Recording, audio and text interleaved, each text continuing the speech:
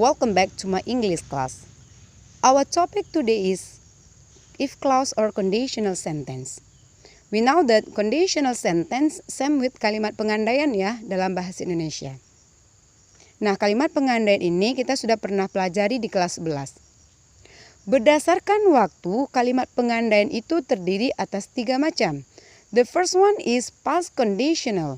The second one is present conditional. And the third one is future conditional. Past conditional itu artinya adalah kita berandai-andai untuk hal yang telah terjadi. Kemudian present conditional adalah kita berandai-andai untuk hal yang terjadi hari ini. Sedangkan future conditional adalah untuk hal yang terjadi pada masa yang akan datang. Kemudian berdasarkan perihal yang diandai-andaikan, kalimat pengandaian ini terdiri atas 2 hal keadaan. The first one is real condition. Apa itu the real condition? Yaitu kalimat pengandaian untuk sesuatu yang nyata atau mungkin terjadi. Kemudian yang kedua adalah unreal condition. What is the unreal condition? Yaitu kalimat pengandaian untuk sesuatu yang tidak nyata dan tidak mungkin terjadi. Nah, selanjutnya kita akan membahas tentang tipe dari conditional sentence itu sendiri. Di kelas 11 kita sudah membahas tipe 0 dan tipe 1. Nah, pada hari ini we talk about second condition and the third condition, atau tipe kedua dan tipe ketiga. The first one is second condition atau tipe kedua. Maksud dari second condition atau tipe kedua ini adalah kita menggunakannya untuk menyatakan peristiwa yang kemungkinan terjadi itu sangatlah kecil atau bahkan sama sekali tidak mungkin terjadi. Karena apa? Karena syaratnya tidak mungkin terpenuhi. Ini sama dengan harapan yang tidak sesuai dengan kenyataan pada masa sekarang ya.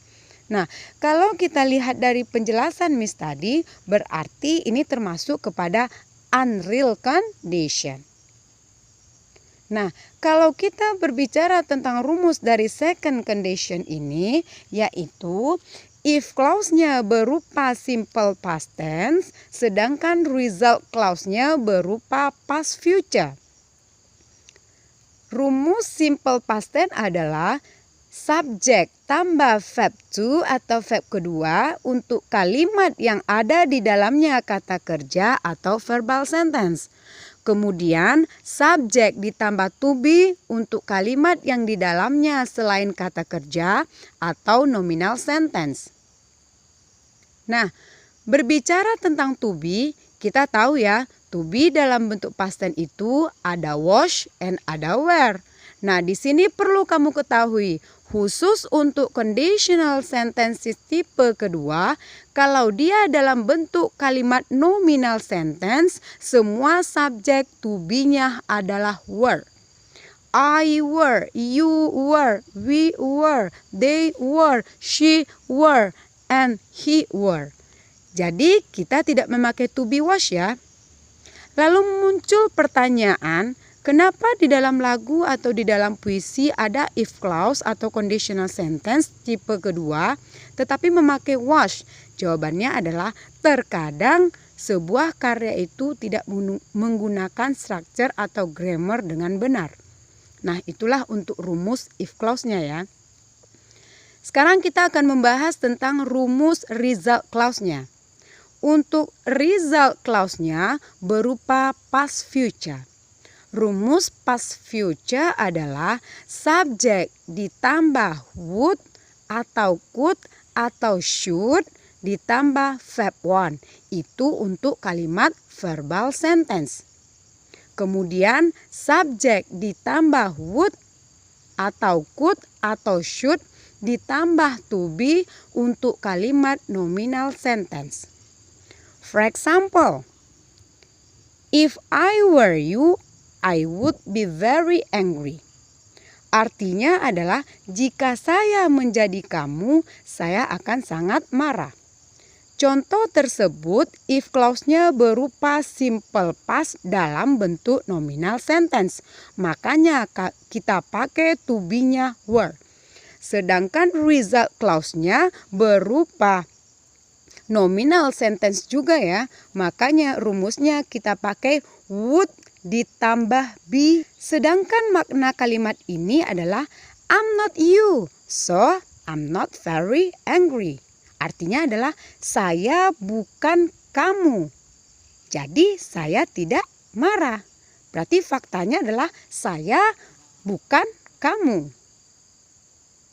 Oke, nah itulah pembahasan tentang the second condition.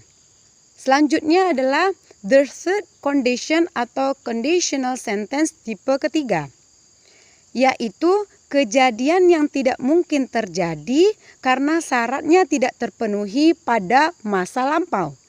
Kalimat ini digunakan untuk membicarakan harapan yang tidak terwujud di masa lalu, dengan kata lain bisa berupa penyesalan ya. Nah, berbicara rumusnya adalah if clause-nya berupa past perfect, sedangkan result clause-nya berupa past future perfect. Oke. Rumus past perfect adalah subjek ditambah head ditambah verb ketiga dalam bentuk verbal sentence. Kemudian subjek ditambah head ditambah been untuk nominal sentence. Sedangkan rumus past future perfect adalah subjek ditambah would atau could atau should ditambah have ditambah verb ketiga untuk verbal sentence. Kemudian subjek ditambah would atau could atau should ditambah have ditambah been untuk nominal sentence. For example like this.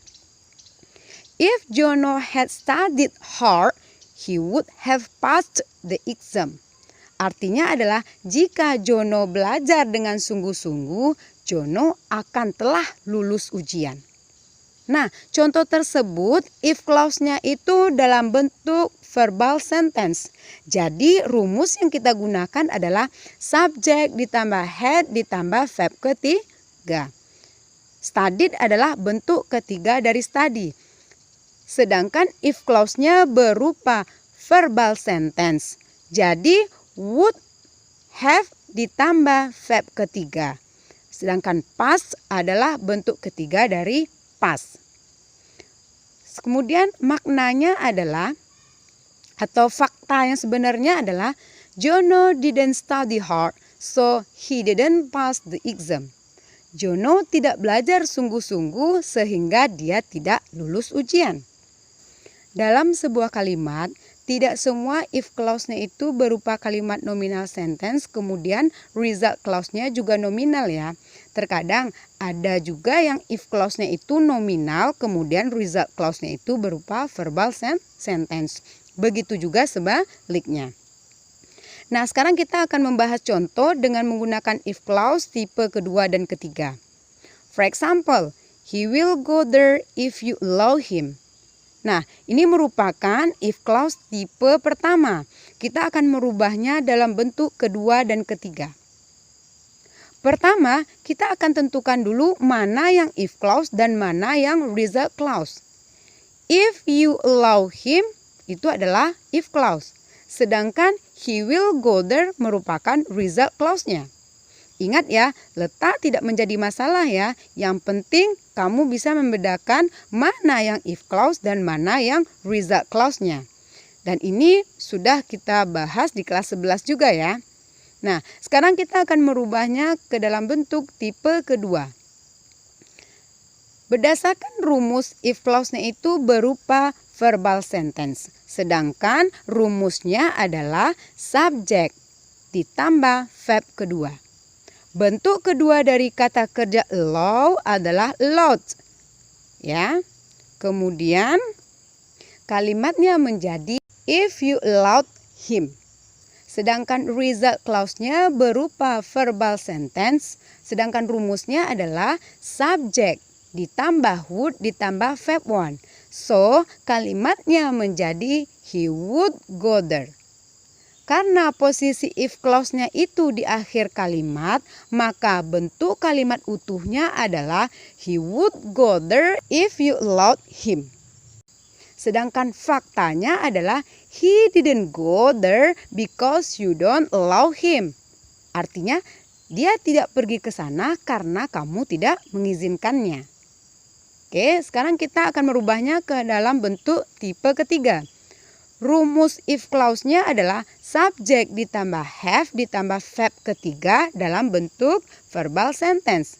Ya, kita rubah kata kerja ke dalam bentuk ketiga. Maka kalimatnya menjadi if you had allowed him.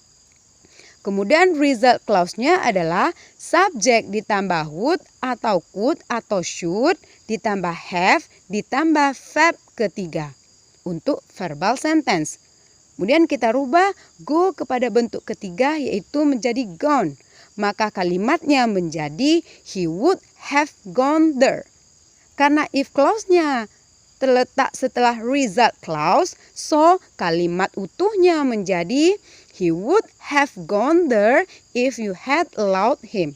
Sedangkan fact atau faktanya adalah he didn't go there because you didn't allow. Ya. Nah, itulah pembahasan tentang if clause tipe kedua dan tipe ketiga. Nah, yang penting kamu harus tahu ya dan bisa membedakan mana yang if clause dan mana yang result clause-nya. Nah, untuk lebih paham kamu membedakan mana yang result clause dan mana yang if clause-nya, ini adalah alamat channel. Di sana ada pembahasan tentang perkenalan tentang conditional sentence. Di sana juga dibahas tentang mana yang if clause dan mana yang result clause. Okay, I think that enough. Thanks for your attention and see you.